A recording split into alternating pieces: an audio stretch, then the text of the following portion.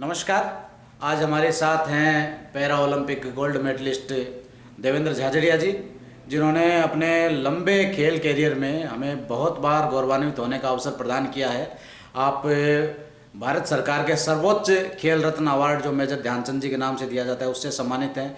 इसके अलावा पद्मश्री, पद्म विभूषण, अर्जुन अवार्ड समेत अनेक पुरस्कार आप जीत चुके हैं। सैकड़ों पदक आपकी झोली में हैं और आप अनेक क्षेत्रों में सक्रिय हैं। आपसे आज मुलाकात का अवसर मिला है तो हम बिना कोई औपचारिकता के आज इस बातचीत की शुरुआत करते हैं। देवेंद्र जी नमस्कार। नमस्कार। कार्यक्रम में आपका स्वागत है। हम बिना समय गंवाए चर्चा शुरू करना चाहेंगे आपके खेल जीवन से। किस तरह से आपके खेल जीवन की शुरुआत हुई और कैसे आपने आप जितना शुरुआत में जा सकते हैं देखें कि आपने कहाँ से इस चीज़ को थामा, जेवलिन को थामा, जेवलिन के साथ, इस जेवलिन से पहले या जेवलिन के साथ आप किस तरह दूसरे खेलों में भी रहे और बाद में किस तरह आपने अपने आप को जेवलिन का अपने आप में सिंबल बना लिया। पहली बात तो मैं कहूँगा कि खेलने का मुझे बहुत शौक था बचपन से ही, और कहीं ना कहीं जब जेवलिन की चर्चा है तो मैं 10वीं कक्षा में पहली बार जेवलिन हाथ में पकड़ा था मैंने। और स्कूल टूर्नामेंट थे, उसके लिए मैं रतनपुरा स्कूल में पढ़ता था, सरकारी स्कूल थी उसमें, तो मेरी पहली एंट्री वहाँ से हुई थी। और एक अपने आप में एक बहुत बड़ा ये था कि मैं डिस्ट्रिक्ट के लिए खेलूँगा, मेरे डिस्ट्रिक्ट में जा करके खेलूँगा, फिर डिस्ट्रिक्ट में मेडल लेकर के फिर डिस्ट्रिक्ट की तरफ से आगे खेलूँगा जी। एक चीज़ ने उस टाइम मुझे बहुत ही मोटिवेट किया कि हमारे स्कूल जो थी उसमें लड़के आते थे और वो खेलते थे तो उनकी जर्सी पे चूरू लिखा होता था, यानी वो चूरू जिले की तरफ से रिप्रेजेंट किया हुआ है। तो जर्सी देखता था तो मैं सोचता था ये चूरू जिले की जर्सी मेरे नाम पर भी हो, मैं भी पहनूं उसको। इसीलिए मैंने एक जेवलिन थ्रो की शुरुआत की थी। सरकारी स्कूल में थे, ज़्यादा सुविधाएं नहीं थी, जेवलिन भी टूटी फूटी मिलती थी, लेकिन इतना जरूर था कि बच्चे वहाँ खेलते थे। जी,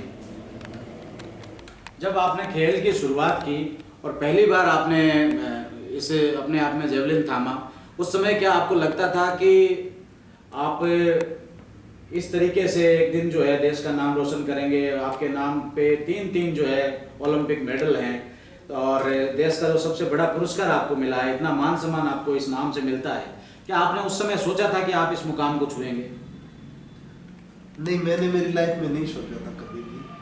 कहीं न कहीं जब 9-10 साल की उम्र में यह हादसा हुआ था, मुझे बिजली का करंट लगा था, तो उस टाइम में ये हुआ कि हर कोई कमज़ोर बोलता था कि ये कुछ नहीं कर पाएगा, कमज़ोर है। तो कहीं न कहीं मुझे ऐसा लगता था कि मैं कमज़ोर नहीं कहलाऊँ और मेरा गेम में इंटरेस्ट था। तो मेरा खेलने का सबसे बड़ा कारण यही था कि कोई व्यक्ति मुझे कमज़ोर ना कहे।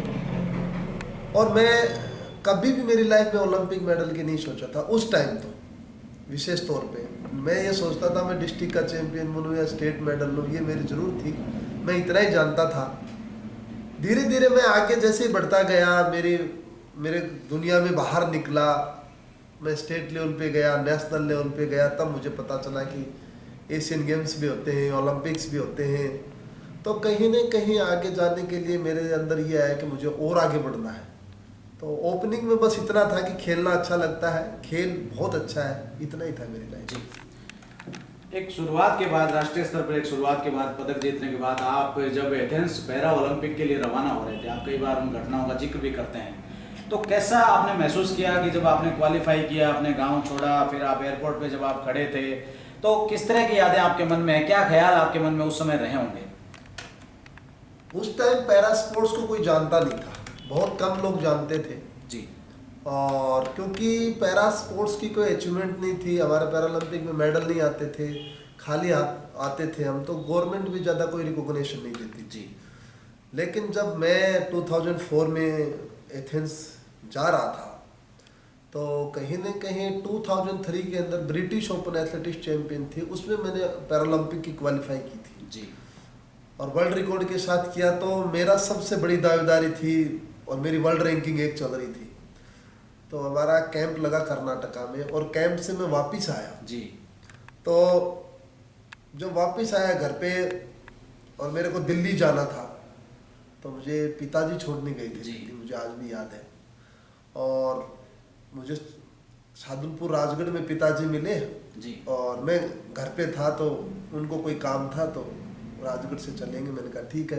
जी। आज भी मुझे याद है, मेरे लिए वाक्य वो बहुत बड़ा है। आज मैं देखता हूँ तो उससे बड़ी मेरी लाइफ में कुछ नहीं हो सकता। मेरे को ऊँट गाड़े पे छोड़ के गए थे क्या बात क्या और मैंने उनको ये बोला, मेरे छोटे भाई थे, आज भी साथ रहता है, अरविंद जी था। जी तो मैंने कहा आपको मैं मिठाई खिलाऊंगा और तुरंत ही राजस्थान रोडवेज की बस आ गई, तो वो मिठाई आज तक पेंडिंग है मेरी। जी लेकिन मेरे लिए ज़िंदगी में मैं आज याद करता हूँ कि मैं बैल ऊँट गाड़ी से कहाँ से एथेंस का रास्ता तय किया।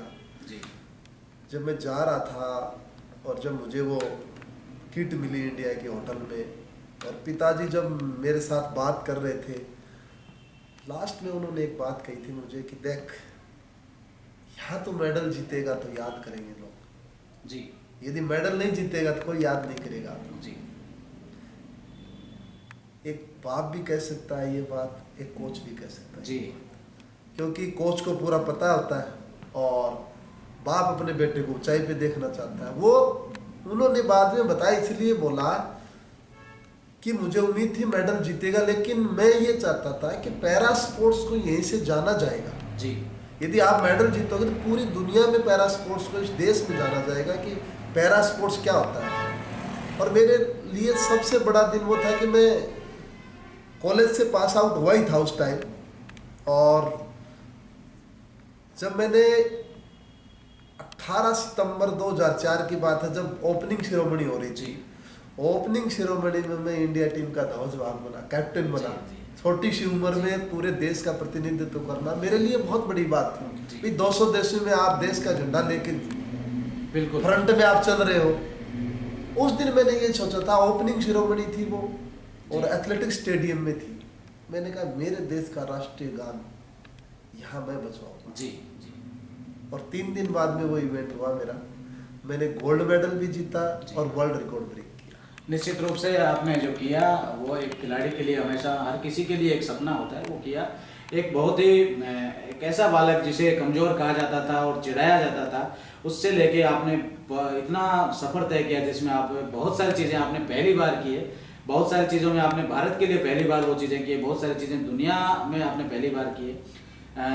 पद्म भूषण से सम्मानित होने वाले आप पहले पैरा खिलाड़ी रहे हैं, इसके अलावा खेल रत्न अवार्ड आपको मिला है। तो ये पूरा जो सफ़र है, इसको कैसे देखते हैं और कैसे महसूस करते हैं कि कोई एक चीज़ या कोई एक व्यक्ति नहीं होता तो मैं आज जो है खेल रत्न देवेंद्र झाझड़िया नहीं होता, वही एक आम देवेंद्र झाझड़िया बनकर रह जाता। तो ऐसी कौन सी चीज़ है जिसके बारे में आप सोचते हैं कि ये नहीं होता तो कम से कम मैं भी नहीं होता? नहीं, पर्टिकुलर मैं कहूँगा कि यदि मेरे अंदर जी जुनून नहीं होता जी खेलने का, जी तो शायद मैं ओलंपिक मेडल। बिल्कुल, ये बहुत ही प्रेरणा देने वाली बात है। फिर भी इस यात्रा में जिन जिन को आप सहयोगी पाते हैं उनके बारे में हम जानना चाहेंगे। आपके परिवार के लोग हो सकते हैं, आपके स्कूल के हो सकते हैं, आपके दोस्त हो सकते हैं, बाकी दूसरे जो बड़े लोग हैं वो भी हो सकते हैं। किन किन लोगों को आप याद करना चाहते हैं इस मौके पे कि आपके लिए उन लोगों ने बहुत एक राह को सुगम बनाने का काम किया या आपके जुनून को हौसला देने का काम किया? देखा जाए तो मैं कहूँ मेरी लाइफ के बारे में तो बहुत से लोगों का बहुत बड़ा योगदान रहा है। जी सबसे बड़ा कोई योगदान होता था अपने मम्मी पापा का होता है, क्योंकि वो आपको खेलने के लिए प्रेरित करते हैं कि खेलिए जाइए। यदि वो आपको परमिशन ही नहीं देंगे तो शायद नहीं खेल पाओगे आप। जी उसके बाद जैसे कोच हैं आर.डी. सिंह, सुनील तंवर जो मेरे कोच रहे हैं, जी मेरे को बहुत आगे बढ़ाया उन लोगों जी। ने। मेरे ट्रेनर, फिजियो और विशेष तौर पे घर का माहौल, जी तो इनको मैं देखता हूँ ना तो मुझे आज भी याद है 7वीं कक्षा से लेकर के 10वीं कक्षा तक मेरे साथी रहा था एक सुबे सिंह। जी तो मैं गांव से जाते थे हम 5 किलोमीटर पैदल पढ़ने, जी 5 किलोमीटर पैदल वापस आते थे। तो सबसे बड़ा साथी तो वही हुआ, पूरे दिन आपके साथ रहता है, क्लासमेट था। जी उसने मेरे को वो कहता था यार आप अलग हो। जी तो वो मेरी ऐसे हाथ को देख के तब पावर नापता था। मैं कहा देख मेरी पावर कितनी है। मैं जी, खिलाड़ी था, जी, मैं थोड़ा थोड़ा कहता, जी। बोला आप अलग हो यार, बिल्कुल बहुत कर सकते हो आप। उसके दिमाग में पता नहीं क्या थी क्या नहीं थी, वो मुझे कहता था इम्पॉसिबल को पॉसिबल कर सकता है। क्या बात है। उस टाइम में आज भी हमारी बातें होती है उनसे, आज वो जॉब में है, गवर्नमेंट जी। जॉब में है।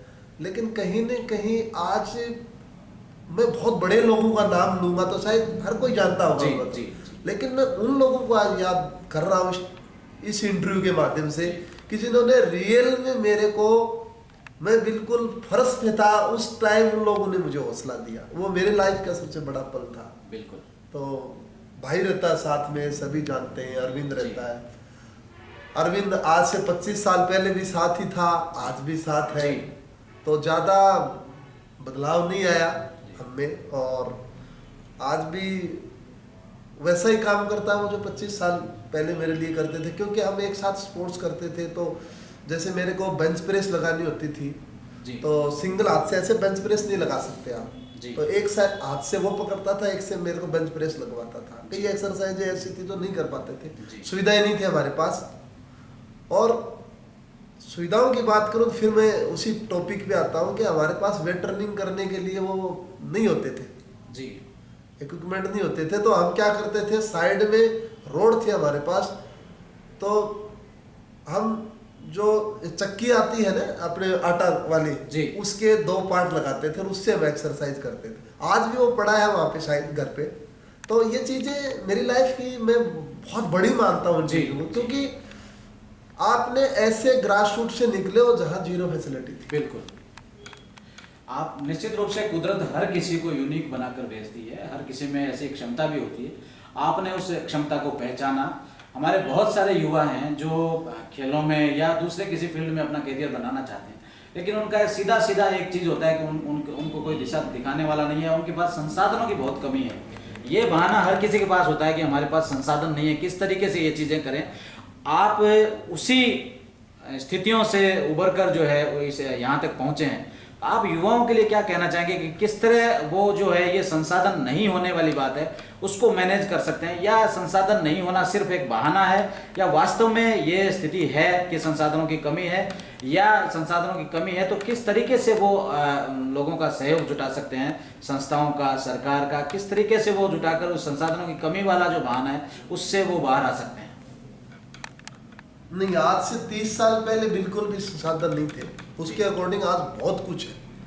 आज प्राइवेट सेक्टर से भी मदद मिल रही है। मैं कहूँ कि कोई गांव में एक प्रतिभाशाली बच्चा निकलता है, शायद उसके लिए मेरे ख्याल से गांव से भी इतना मैनेज कर सकते हैं हम कि वो खेल सकता है जी। यदि उसमें प्रतिभाशाली है। जी।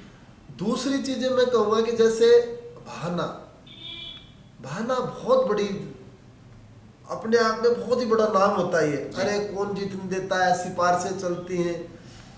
एक आप 6 महीने में चैंपियन बनना चाहते हो तो नहीं बन पाओगे जी। आपको कम से कम एथलेटिक्स जैसे गेम में 10 साल देना पड़ेगा। जी। और 10 साल देने के बाद आप पिक्चर में आओगे कि मैंने नेशनल मेडल जीता है, मैंने इंटरनेशनल मेडल जीता है। इतना वेट करना बहुत बड़ा चैलेंज है एथलेटिक्स जैसे गेम में। जी। बात संसाधनों के रहते हैं तो एथलेटिक्स में संसाधनों की जरूरत होती है, नो डाउट। जी। लेकिन उससे कहीं हार्ड वर्क की ज़्यादा जरूरत होती है, वो करना जरूरी है। हार्ड वर्क करेंगे आप आगे बढ़ेंगे। क्योंकि मैं चूरू की बात करूं तो चूरू में हमारे आज के दिन 2-2 सिंथेटिक ट्रैक है जी। और संसाधनों की कमी नहीं है इतनी। आपके पास अच्छे ट्रेनिंग सेंटर है यहाँ पे। और मेरा ये मानना है कि चूरू के अंदर एक बॉडी स्ट्रक्चर है, वो भी एथलीट जैसा जी। है खिलाड़ियों का। बस हम एक लाइन बनाए, बहाना ना बनाए।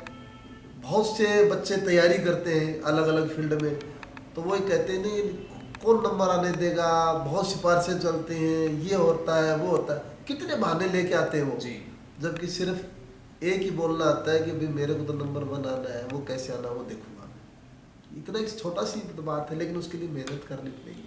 बहुत अच्छी बात आपने बताई कि चूरू जैसी छोटी जगह में भी खूब संभावनाएं हैं, खूब संसाधन है, और यहाँ के यूथ है उनका जो बॉडी स्ट्रक्चर है वो एथलीट जैसा है। ये चूरू के युवाओं के लिए निश्चित रूप से अच्छी बात हो सकती है। आपने जब शुरुआत की थी और अब जब आप खेल रहे हैं, आप एक बहुत लंबा अरसा आपने एक खेल कैरियर के रूप में बिताया, उस समय की और अब की चीज़ों में जो बदलाव है सरकार के स्तर पे भी, दूसरी चीज़ों के स्तर पे, उन बदलावों को कैसे देखते हैं? खेल की दुनिया में किस तरह के बदलाव आ रहे हैं? बहुत बड़े बदलाव हैं आज के दिन, और विशेष तौर पे मैं 2-3 स्कीमों की चर्चा करूँगा। खेलो इंडिया जो गेम होते हैं हमारे, जो पैरा गेम्स भी होते हैं और जी। खेलो इंडिया यूनिवर्सिटी गेम्स भी होते हैं, खेलो इंडिया स्कूली गेम्स भी होते हैं। जी। इसमें जो बच्चे चैंपियन बनते हैं उनको भारत सरकार sports authority of India free training देती है, यहाँ तक कि उनको किट देती है और एक बार उनको 25 दिन के लिए 21 दिन के लिए फॉरेन ट्रेनिंग पे भेजा जाता है। जी। यानी एक बच्चा गांव में चूरू जैसी जगह से अचानक ही वो जाके यूरोप में ट्रेनिंग करेगा तो कितना बदलाव आएगा, वो जी। कितना देखेगा। उसको 25,000 रुपये सालाना किट के मिलते हैं, लगभग 8 लाख रुपए सालाना खर्च करती है भारत जी। सरकार। जी। दूसरी मैं कहूँगा यदि स्टेट लेवल पे बच्चा मेडल जीतता है तो स्टेट गवर्नमेंट उसको 1 लाख रुपए देती है प्राइज के तौर पे। जी। यदि नेशनल लेवल पे जीतता है तो 2 या 2.5 लाख रुपए प्राइज के तौर पे देती है। तो खिलाड़ी के लिए ये भी अच्छी संभावनाएं हैं। आप नेशनल लेवल पे मेडल जीतते हो तो आउट ऑफ टर्न नियुक्ति होती है, आपको जी। जॉब मिलती है। तो भारत सरकार देखी जाए, राजस्थान सरकार देखी जाए, वर्तमान समय में अच्छा काम कर रही है।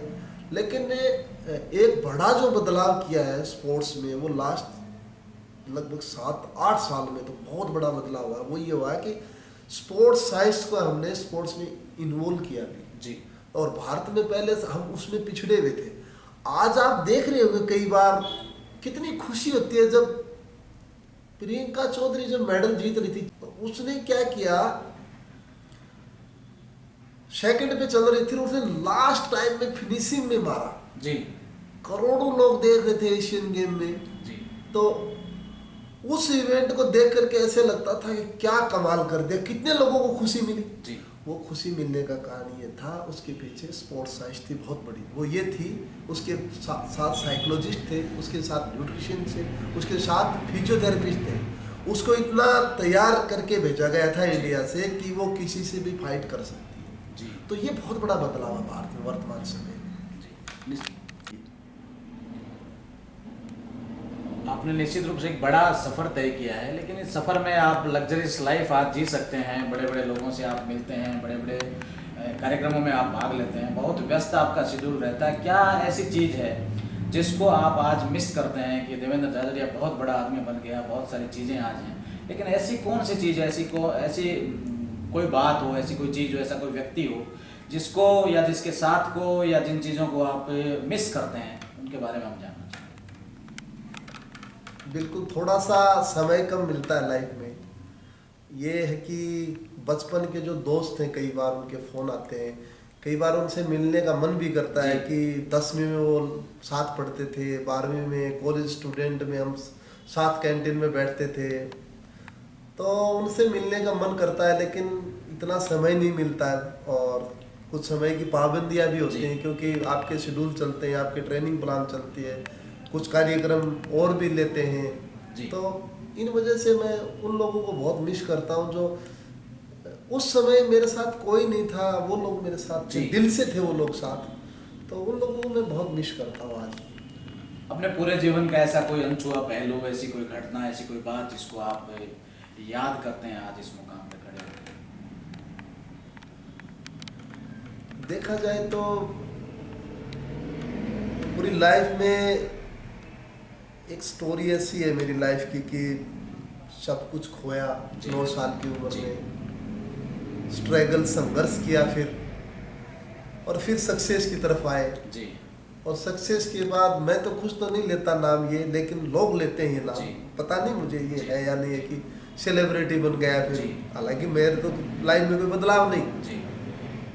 पर इतना जरूर कहूँगा कि लाइफ में कोच साहब ने मुझे एक बात कही थी, आज भी मुझे याद है, जब मैं कॉलेज स्टूडेंट था, कि देवेंद्र कितनी भी ऊंचाई पे चले जाना जी, आपके अंदर एक इंसानियत जरूर रहनी चाहिए। तो मैं हमेशा ये सोचता हूँ कि स्मूथली रहना है मेरे को, मेरे अंदर मैं कुछ भी बन जाऊँ, मेरी इंसानियत मेरे अंदर हमेशा लाइफ में जिंदा रहेगी। आपने बताया एक बड़ी टीम जो है खिलाड़ी के साथ काम करती है, उसके साथ साथ जो परिवार होता है उसको बहुत सारा सामंजस्य बिठाना पड़ता है।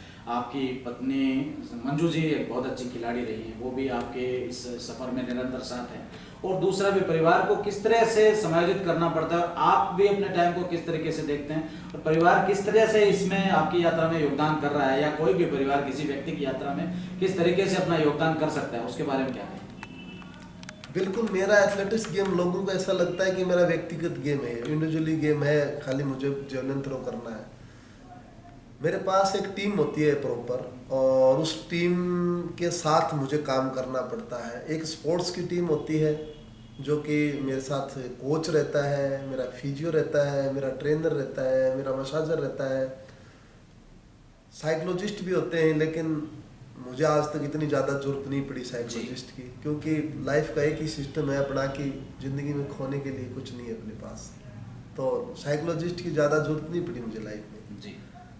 लेकिन जब फैमिली की बात आती है तो एक बहुत बड़ी रिस्पॉन्सिबिलिटी है, क्योंकि अब एक बेटी है, एक बेटा है, वाइफ है, मम्मी है। जी। तो कहीं ना कहीं मुझे तो समझौता नहीं करना पड़ता, मैं तो मेरी लाइफ में बिजी रहता हूँ जी। लेकिन मेरे ख्याल से उनको बहुत समझौता करना पड़ता है। एक बेटा है, वो बहुत जिद करता है कई बार कि मेरे को घूमने जाना है, मेरे को ये करना है, वो करना है। जी। बेटी 13-14 साल की होगी, उसके थोड़ा सा समझ में आ गया कि पापा के पास शायद टाइम नहीं है। जी। वाइफ एक खिलाड़ी रही है, ये अच्छी बात है मेरे लिए, तो वो समझती है कि खेल की ज़िंदगी में एक खिलाड़ी की कितनी बड़ा मतलब ज़रूरत होती है खेल में खिलाड़ी की। जी। तो उस हिसाब से उनके भी समझ में आता है। लेकिन कहीं ना कहीं बैठ करके मैं कई बार सोचता हूँ ज़िंदगी में कि स्पोर्ट्स को आज 22 साल हो गए इंटरनेशनल लेवल पे खेलते हुए। जी।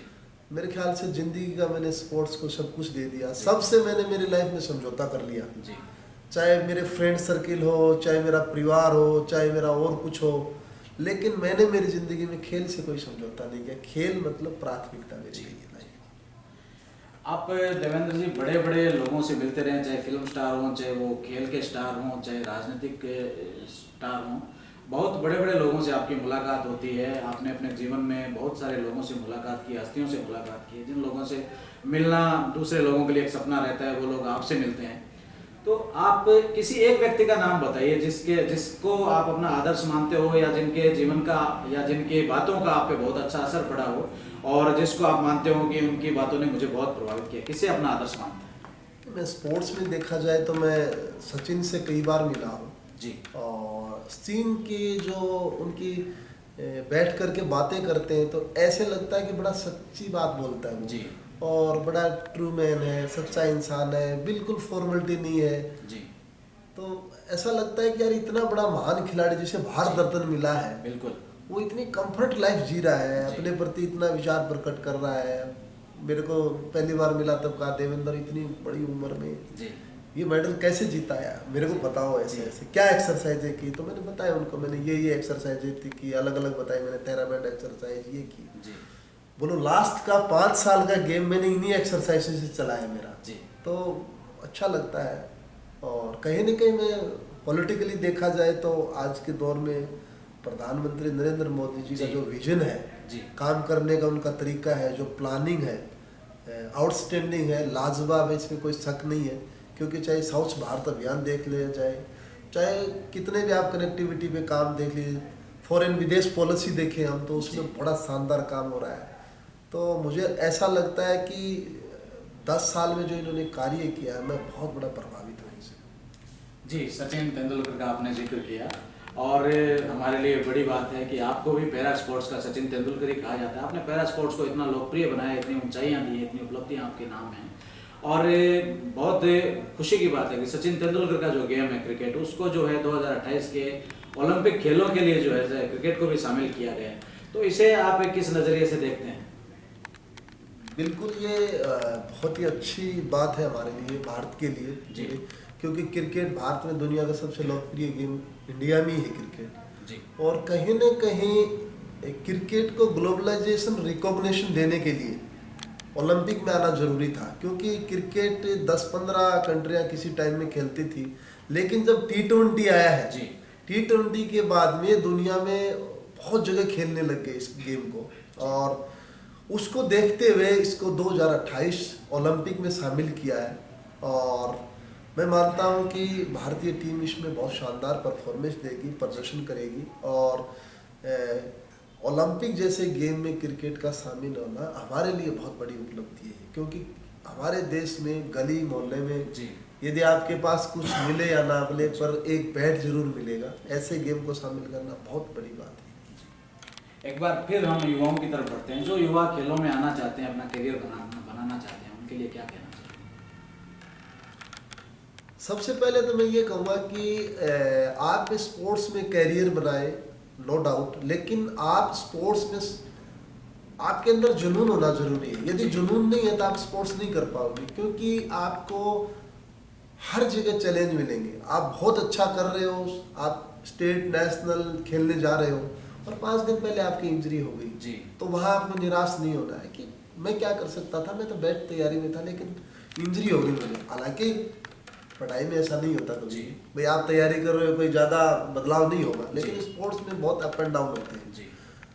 इसीलिए मैं कहता हूँ स्पोर्ट्स बहुत कुछ सिखाता है, स्पोर्ट्स जीना सिखाता है। स्पोर्ट्स को आप हॉबी बनाएं और फिर हॉबी बनाने के बाद उसको करियर में कन्वर्ट करें आप जी। तो अच्छा रहेगा। बिल्कुल, बहुत अच्छी बात आपने बताई। आप जब बच्चों से मिलते हैं तो उनके स्वास्थ्य को लेकर, उनकी दिनचर्या को लेकर आप चर्चाएं अक्सर करती हैं। यहाँ क्या 1 2 3 टिप्स जो है युवाओं के लिए, बच्चों के लिए, सभी के लिए देना चाहेंगे आप, कि जिससे उनकी दिनचर्या सुधरे, उनका स्वास्थ्य सुधरे? मैं इतना ही कहना चाहूँगा कि जो हमारे जितने भी रीजनल फूड है, स्थानीय खाने हैं जितने जी। भी, वो सब बेस्ट है, कुछ भी खा सकते हो आप। पैकेट फूड को अवॉइड करो। कोई भी पैकेट सामान आपके घर पे आता है, इसका मतलब ये है कि आपके घर में कहीं न कहीं कोई बीमारी एंट्री कर रही है। जी। पैकेट फूड से बचना है, विशेष तौर पे जो फास्ट फूड है उनसे बचना आपको। हमारा हेल्थी खाना है, बाजरा हमारे होता है, यहाँ पे मूंग होता है, मोट होता है, चना होता है। ऐसे खाने में कुछ भी बना करके इसके आइटम खाए, बहुत बेस्ट रहता है। और विशेष तौर पे छोटे बच्चों से तो मैं कहना चाहूँगा कि जो मॉर्निंग वाली चाय है उसको आपको अवॉइड करनी पड़ेगी जी। उसकी जगह आपको दूध दही काम में लें, क्योंकि दूध दही खाने से आपके हेल्थ पर बहुत पॉजिटिव असर पड़ता है। जी। और हमारे जैसे चूरू जैसी जगह में मुझे खुशी है कि दूध अच्छा मिलता है, दही अच्छा मिलता है, छाछ अच्छी मिलती है। हमारे पास ये बहुत बड़ी ताकत है।